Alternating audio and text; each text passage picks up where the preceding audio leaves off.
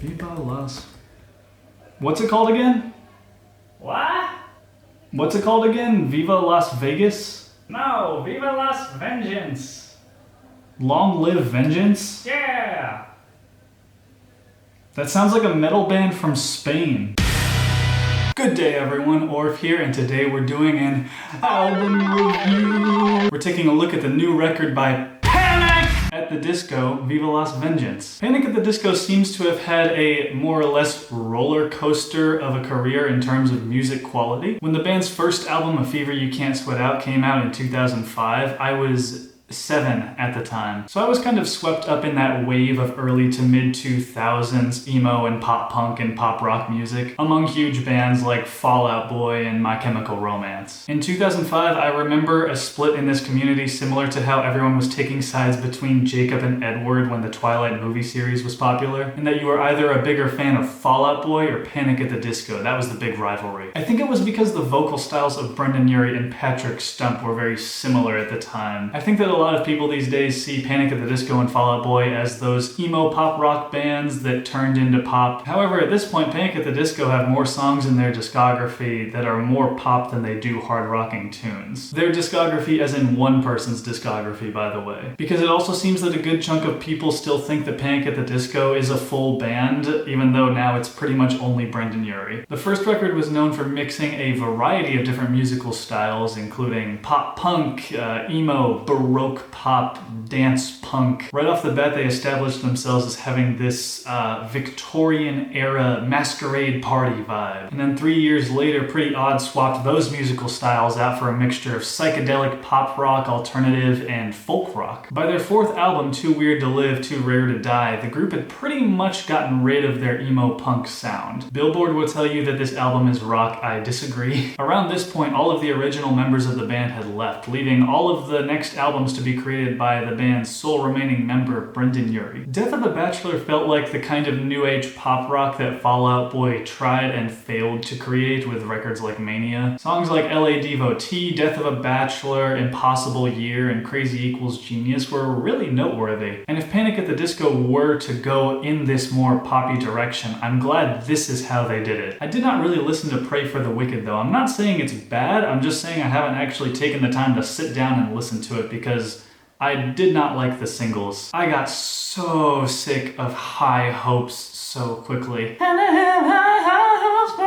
I just wasn't really interested. But now we have Viva Las Vegas, Viva Las Vengeance. This one actually flew under my radar. I heard the first single when it came out and it was pretty average to me on first listen, and the artwork for the album is pretty generic, so I guess I just forgot about it for a little while until the album actually came out a few days ago. But then I started listening to this whole album and realized that there was surprisingly less new age pop influence than I remember there being on anything I had heard from Pray for the Wicked. With Viva Las Vengeance, haha, I got the coffee cup. You thought I forgot, didn't you? It feels like we have a huge injection of 70s and 80s pop and rock influence. We get a lot of sections that remind me of bands like Queen, the Beatles, David Bowie, The Who, the list goes on. So that begs the question, are these songs on Viva Las Vengeance of the same quality as these pop and rock hits that we've been listening to on the radio for decades now? And honestly, the answer is probably no, but that doesn't mean that this album isn't at least enjoyable in some areas. I think Viva Las Vengeance has much more interesting and unique content than many other pop rock bands are releasing today. Songs like Star Spangled Banner and God Killed Rock and Roll have sections that are big, arena-sized, sing-along stomp and clap tunes, as well as some fun, uppity piano parts in between. These two songs especially have been compared to something Queen would write in their earlier years, which I can definitely agree with. I can totally see the comparison. Then with Something About Maggie, it sounds like I'm listening to a newer band give their spin on the Beatles. Lyrically, this record is not anything mind-blowing. Sometimes the lyrics can be outright silly, and other times it feels like there's really nothing meaningful being said at all. In Star Spangled Banner, there's just a line where Brendon says, "I never was much for schooling, got a 2.1 GPA.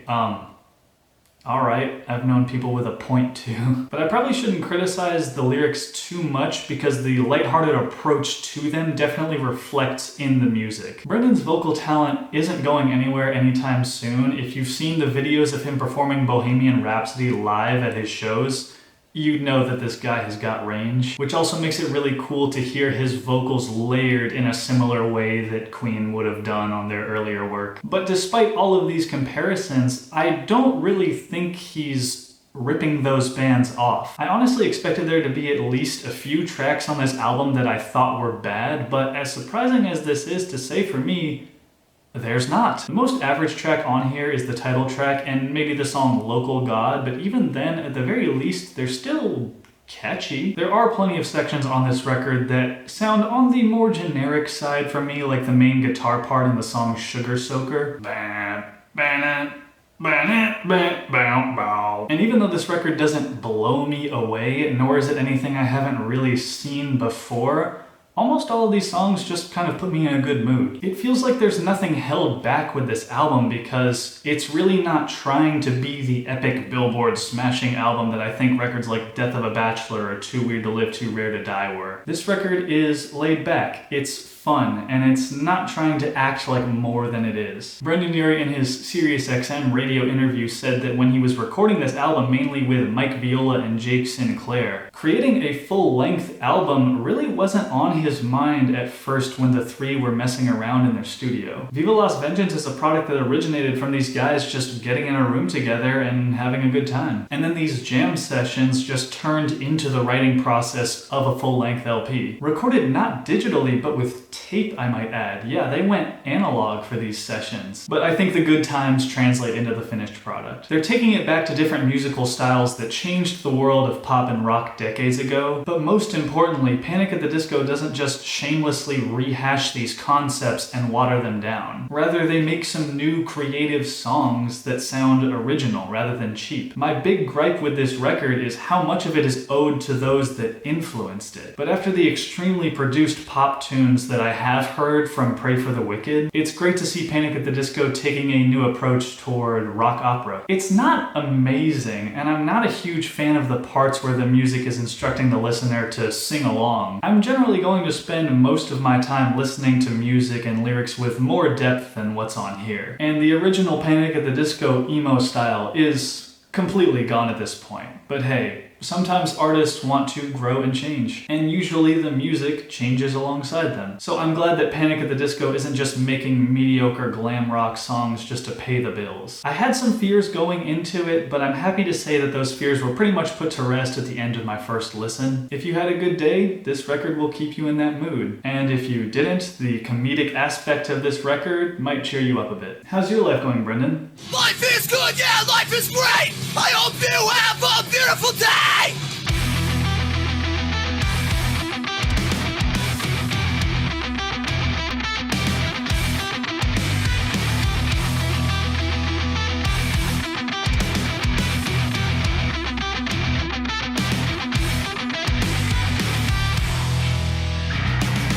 Those emo pop runk